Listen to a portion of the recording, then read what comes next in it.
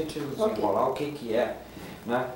Para depois a gente perguntar por que lá no Piauí, né? Então, como é que se... Meu currículo eu não fiz para depois sujar. Muito bem, professora. Eu pergunto, a primeira pergunta é, quer dizer, a origem ou o ponto de partida dessa nossa história começa no Piauí. Como e por quê? Bem, ela começa hoje no Piauí. Isso é uma situação passageira, porque hoje nós temos na região do Parque Nacional Serra da Capivara, onde foram encontradas as datações mais antigas, em sítios que nós escavamos lá, principalmente a Pedra Furada, onde nós encontramos carvão que foi datado até 50 mil anos, que é o máximo de capacidade de datação do carbono 14. Por isso é que hoje a história pré-histórica do Brasil começa na região da Serra da Capivara, no Piauí. Mas esse povo, os primeiros povoadores dessa região, chegaram lá por via terrestre. Portanto, eles aportaram ao continente americano em algum lugar, que um dia vai ser descoberto, e eles executaram um trajeto para chegar lá que tem que ser descoberto. Quer dizer, hoje nós detemos provisoriamente essa situação de o berço da pré-história brasileira.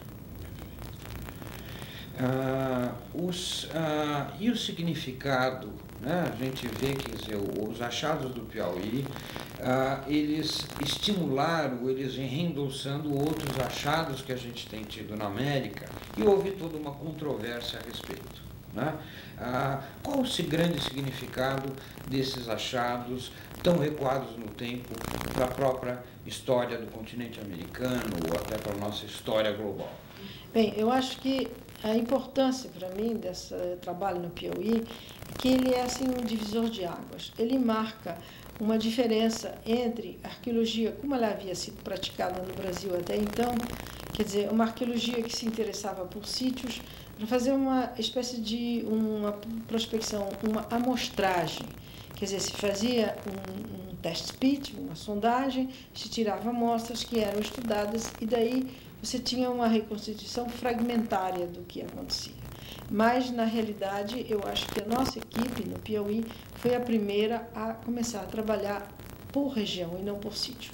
Nós escolhemos aquela área e nós iniciamos o trabalho em 1970 e nós estamos trabalhando até hoje lá e tem trabalho para mais uma geração. Isso permite você ter uma ideia não somente de que tipo de cultura, se foram ceramistas, agricultores, caçadores-coletores e datas assim esparsas, mas isso nos permite uma reconstrução de toda a história, toda a vida daquelas sociedades, que é o que interessa. A história da evolução dessa sociedade dentro dos ecossistemas locais. Como evoluíram esses ecossistemas, como evoluiu, então, o homem em relação a essas mudanças. Então, isso é a história real e verdadeira, quer dizer, não é simplesmente essa prática de sondagens e análises de coleções, que é a arqueologia moderna. E, aliás, acho que essa nossa escolha hoje foi consagrada pela importância que tomou a arqueologia da paisagem dentro da nossa especialidade. Então, esse reflexo desta diferença de método de trabalho que eu acho que é importante você sublinhar, porque aí você começa a dar ao arqueólogo a sua real importância, o seu papel dentro de todas as ciências que constituem a cultura humana. Porque um arqueólogo que traz uma datação e diz, olha, eu tinha tanto por cento disso, tanto por cento daquilo, o que ele conta para o povo? O que é importante é que o arqueólogo traga para o seu país a história de suas origens, para que o povo brasileiro de hoje possa ter orgulho desta raiz indígena, que até hoje, em 500 anos, ela foi completamente ignorada. Ao passo que em outros países, na Europa, mesmo na América do Norte, você hoje tem uma consciência das raízes pré-históricas. Aqui no Brasil é como se o Brasil nasceu quando? No dia que chegou Pedro Álvares Cabral. É como se nós tivéssemos sido um vazio total até aquele dia. Com Pedro Álvares Cabral começou o Brasil. Não, com Pedro Álvares Cabral começou uma outra parte da nossa história. Da nossa história que já vinha pelo menos há 50 mil anos atrás, e mais do que 50 mil. Porque se eles estavam no Piauí há 50 mil, forçosamente foi muito antes que eles chegaram à América. E é uma história que, a partir de 1500, teve, inclusive, foi extremamente dolorosa, quer dizer, é uma história na qual o contato entre as sociedades humanas, como sempre se fez, através daquilo que o homem tem de pior, quer dizer, através da violência, através da prepotência e através desse, eu não diria racismo, é desse sentimento de que a minha cultura é a melhor, então a minha cultura é que tem que predominar sobre todas as outras. E eu acho que no momento em que nós entramos em um novo milênio, digamos assim, nós poderíamos tentar marcar cada milênio por uma mudança. E está na hora dos homens aprenderem que, na realidade, nós somos todos de uma única espécie, Homo sapiens sapiens. E nós somos uma das mais infelizes espécies do mundo, porque nós somos solitários. Não existem outras. Quantas espécies existem de outros animais? E nós não. Nós somos os únicos e nós temos o dom de procurar nos matar uns aos outros com uma capacidade que realmente tem sido muito triste durante todo este longo percurso para chegar até aqui. Ok, como é que tá? Tá bom de som? Tem uma porção de chamadinhas aí legais pra gente. É que eu não quero cutucar a professora, que se cutucar ela, você não sai daqui hoje. Não posso, eu já tenho um encontro há uma hora. Isso, a gente tá lá na gente, vamos lá tocar, quer dizer. Bom, então esse aqui é o significado dos sítios, dos achados, o significado maior da questão da arqueologia. Num terceiro momento, agora para a gente começar a descer para a ideia do parque, de patrimônio, da lição, quer dizer, de falar, porque a pessoa vai estar acessando a imagem de ir ao parque, de como o parque que está no parque, né? O que significou construir um parque arqueológico no Brasil, que é hoje entendido como um patrimônio nacional e um patrimônio de caráter mundial, né? E mais, se constitui numa das mais importantes referências que se tem em todo o mundo nesse campo. Como é que foi essa batalha? Bem, nós iniciamos nosso trabalho em 70 e quando nós procuramos na bibliografia dados sobre a região para poder ter um embasamento do contexto atual, nós não encontramos. E começamos então a verificar, nessa época eu já era professora na França, e então começamos a verificar a inexistência de qualquer tipo de pesquisa para a região. Era uma região completamente virgem de pesquisas. Nós então organizamos uma equipe interdisciplinar com várias especialistas de geologia, geomorfologia, botânica, zoologia, etc. E todos começamos a trabalhar na região.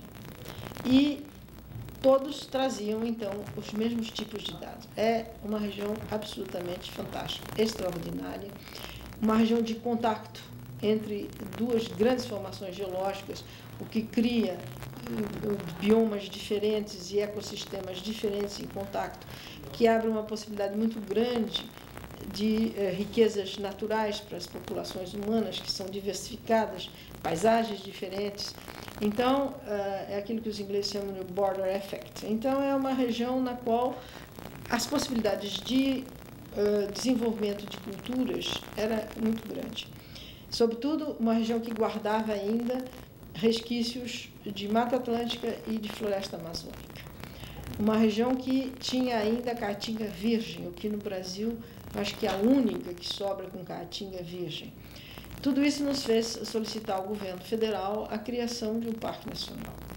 Isso foi atendido em 79, foi criado o parque, e nós continuamos a vir para cá somente nas férias na França trabalhar, crentes de que o parque ia ser criado, ia chegar os funcionários, ia tudo começar a funcionar como funciona num parque australiano, americano e francês. Para nossa grande surpresa, passou 80, 81, 82, não apareceu ninguém.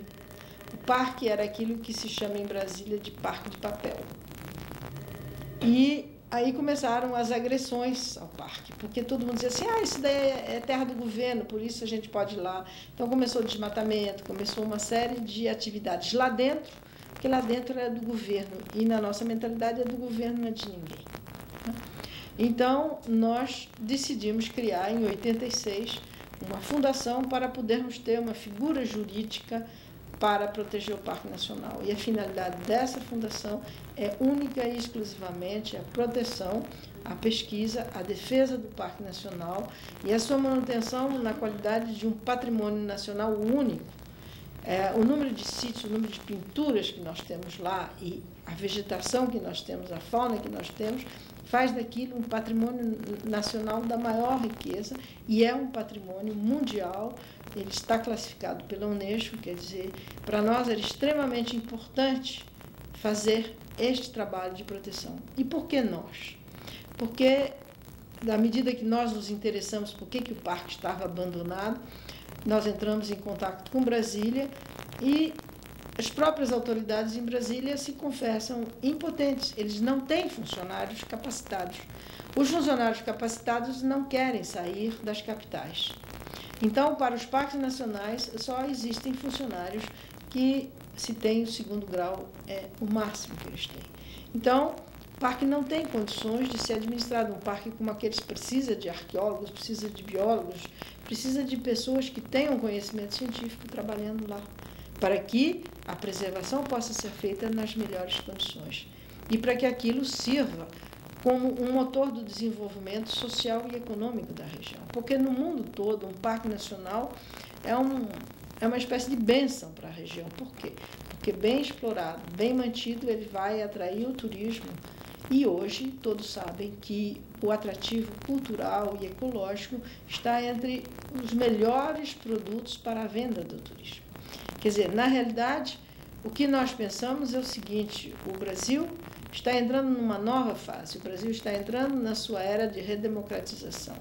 O Brasil vai ser um país que vai crescer dentro do âmbito do mundo, onde o mundo hoje cresce de uma certa direção e o Brasil não vai poder fazer exceção. Então, é essencial que a gente preserve aqui no Piauí, porque o parque está no Piauí. O Piauí é um estado que tem problemas gravíssimos, não porque é um estado pobre. O Piauí tem com o que ser um estado completamente autossustentável e pode dar à sua população educação, saúde e trabalho. Simplesmente ele é mal governado, como aliás não é só o Piauí.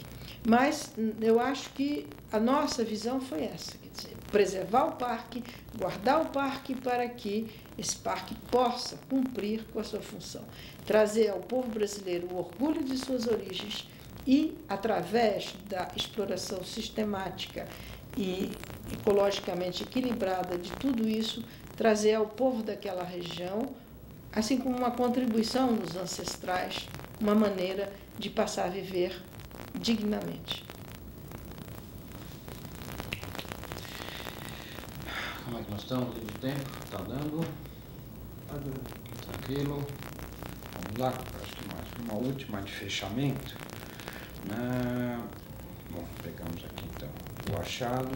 Eu queria cutucar um bocadinho com a nossa Luzia, a nossa, quer dizer, e essas novas teorias. Aliás, outro dia me telefonaram, tinham me pedido que queriam o filme da escavação da Zuzu e do Zuzu. E daí eu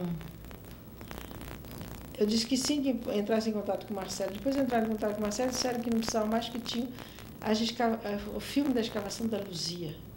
Mas a Aneta Temporé não fez o filme da escavação da Luzia. Onde será que eles tiraram? Não sei, eu desconheço. Mas você não sabe, não? Não. Pensei que você não, soubesse. não, essa... Tá bom, então Não. faça a tua pergunta. Enfim, quer dizer, vamos só pensar aqui para estruturar. Nós estamos falando com relação à ocupação e situando o Piauí nesse grande movimento de ocupação. Né? Recentemente, têm sido publicados algumas referências, sobretudo na mídia, a respeito dos nossos antecedentes afro-australóides. Né? Qual a sua opinião sobre essas outras possíveis correntes migratórias que compuseram essa nossa chegada do homem em solo americano, em solo brasileiro, e como é que a senhora avalia olhando isso a partir dos achados do Piauí? Bem, eu acho que é extremamente importante a pesquisa sobre as origens das primeiras populações que aqui chegaram. Eu não estou completamente de acordo com o que foi publicado na mídia pelo seguinte: eu tenho uma formação de naturalista, eu fiz genética e eu sei que você não pode emitir certas hipóteses a menos de ter estudado uma população mais numerosa. E o número de esqueletos de 9.000 anos aqui na América, eu tenho a impressão que não passa de 6 ou 7. Quer dizer, eu acho que é uma população ainda pequena, e desses 6 ou 7 eu tenho 2 no Piauí, aliás, tenho 3 no Piauí, e ninguém foi estudá-los. Quer dizer, então, dos 6 ou 7 já tira 3. Quer dizer, fica extremamente reduzida, e na realidade, aquilo que você está tomando como sendo uma característica racial pode ser simplesmente uma anomalia de um indivíduo, certo?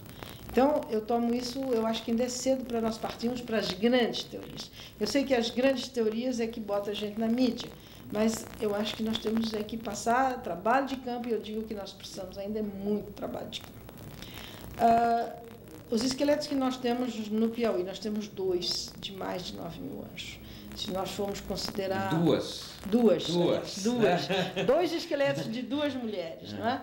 E se nós formos considerar a idade calibrada, elas têm mais do que 10.000 anos. Nós agora acabamos de receber uma datação de 3 dentes molares que foram encontrados no Cio Garrincho, e em datação calibrada eles estão em 15.000 anos. Não é? Quer dizer que nós temos esses esqueletos, eles não têm características assim que se diz mongoloide. Eu acho que também houve uma coisa muito assim de olhar para os índios e dizer todos os índios são iguais. Eu já ouvi dizer todos os índios são iguais, e os índios são extremamente diferentes entre eles. Eu estou de acordo que nós não podemos dizer que são todos mongoloides, mas eu acho que esse cenário que foi feito de uma primeira migração negroide, australiano negroide, e que depois foi completamente esmagada e exterminada por uma migração mongoloide, eu acho isso uma visão muito nossa. Eu não penso que na época pré-histórica teve um Hitler qualquer lá que disse vamos exterminar todos os negroides. Nem o Hitler conseguiu com a tecnologia atual. E, aliás, eu vi o filme que a BBC fez e fiquei extremamente revoltada, porque, sem eu saber, eles pegaram a Pedra Furada, filmaram a Pedra Furada, e, no contexto da Pedra Furada, eles fizeram uma encenação de uma luta e de massacre de negroides. Eu acho isso extremamente contra a ética. Eu não sabia que eles iam utilizar os filmes que eles fizeram lá para sustentar, entende? Uma tese que não é a minha. E, aliás, eles têm uma coisa que eu acho com o público, você tem que ter uma ética com o público. Pode ser um filme de divulgação, mas você não pode filmar assim mesas e mesas repletas de crânio, como se fossem os crânios de 9.000 anos. Crânio de 9.000 anos aqui no Brasil, quantos tem? E na mão da equipe que está estudando isso, quantos existem? Entendem? Quer dizer, eu acho que houve uma série de... assim, uma vontade muito grande de fazer uma grande teoria, mas eu não acredito que ela tenha um embasamento. Não vejo esse embasamento em tudo que foi publicado. Esse esqueleto eu conheço, porque a Neta Ambré discutiu comigo várias vezes. Ela estava voltando à Lagoa Santa quando ela faleceu. Ela estava retomando as escavações justamente porque ela me disse esse esqueleto caiu de algum lugar, ele não estava no contexto, ele não pode ser datado pela camada. E a datação que eles tentaram fazer pelo AMS, pela publicação, ela não conseguiram, não havia material, não havia colagem suficiente para datar. O que foi datado são os ácidos da lavagem dos ossos, e os ácidos da lavagem dos ossos deram 9.000 anos. Quer dizer, eu continuo a repetir, na arqueologia brasileira nós estamos precisando de muita gente no campo. Eu, por exemplo, teria, de todos os sítios que nós temos, hoje nós temos 440 e poucos sítios.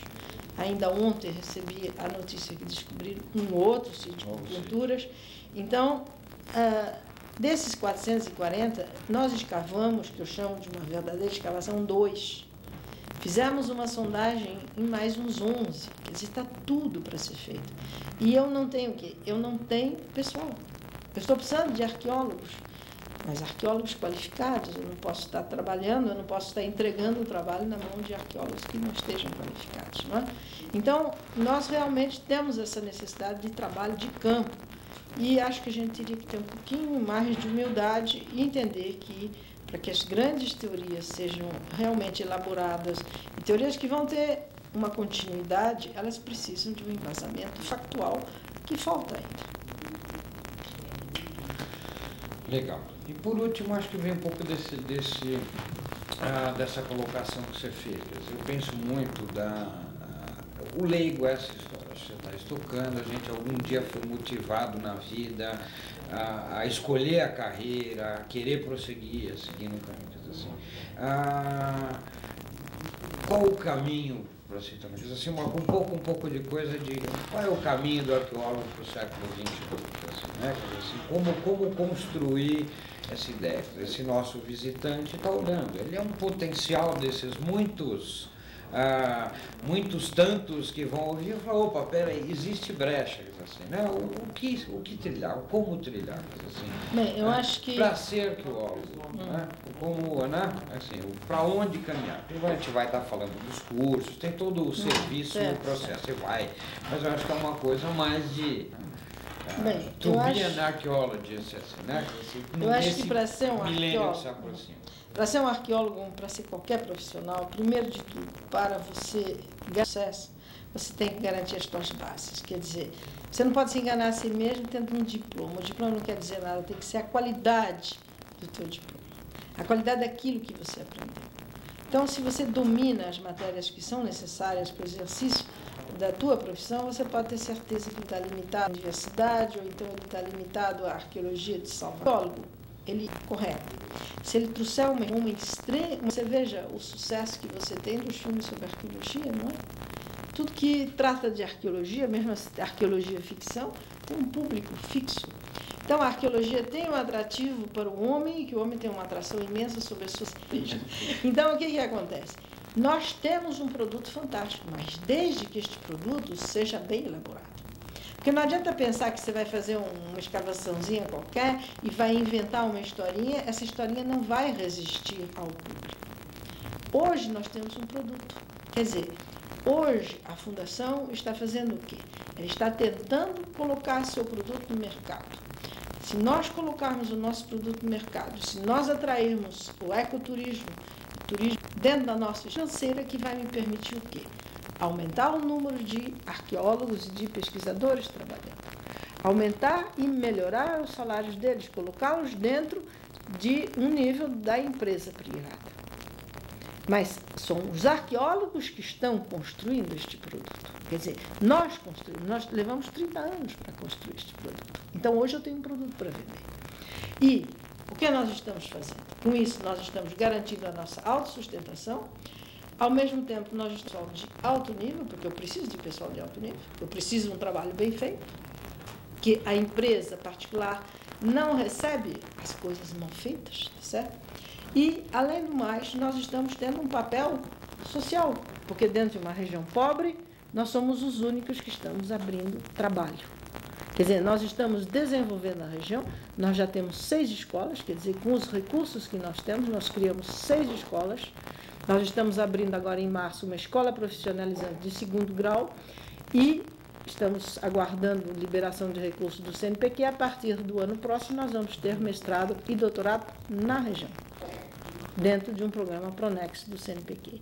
Quer dizer, nós vamos formar pessoal, nós vamos dar trabalho para esse pessoal e nós vamos desenvolver a região. Quer dizer, qual é o papel de um professor universitário? Professor universitário, eu vejo o meu caso. Eu estudei na escola pública com o dinheiro do público. Foi o povo brasileiro que pagou, ainda foi o povo francês. Então, eu tenho uma dívida com o povo, que é fazer com que a minha profissão produza algo benéfico para o Brasil, algo benéfico para aqueles que pagaram a minha formação. E eu acho que a universidade é um dos motores da indústria algo benéfico para o Brasil, algo benéfico para aqueles que pagaram a minha formação. E eu acho que a universidade a universidade é um dos motores da indústria de um país. Ela é o motor de desenvolvimento, porque é lá dentro que você vai ter os cérebros que vão criar, que vão inventar coisas e que vão trazer para que a indústria possa comercializar aquilo. Então, a nossa função o que é? Criar novas oportunidades para que o país cresça. E é isso que a gente está fazendo. E é assim que eu vejo como os arqueólogos, eles mesmos podem desenvolver o seu trabalho. Agora, se eles continuarem a produzir um trabalho medíocre, a procurar um sítiozinho aqui, eles podem ter a mídia, eu descobri isso em tal sítio. E qual é a repercussão disso no conjunto do país? Então, se nós queremos trabalho, e trabalho bem remunerado, cabe a nós demonstrar que o nosso produto vale a pena. Senão, é assim que eu vejo. Ok. Para mim tá bom. Deu? Sem problemas. Então estamos... Então, estou liberada. Está liberado, professora. Só um segundinho. Agora eles precisariam ir lá filmar o parque. Ah, não, a gente vai... Que máquina é essa sua tão pequenininha? Porque eu fiquei impressionada. Lá vão os câmeras...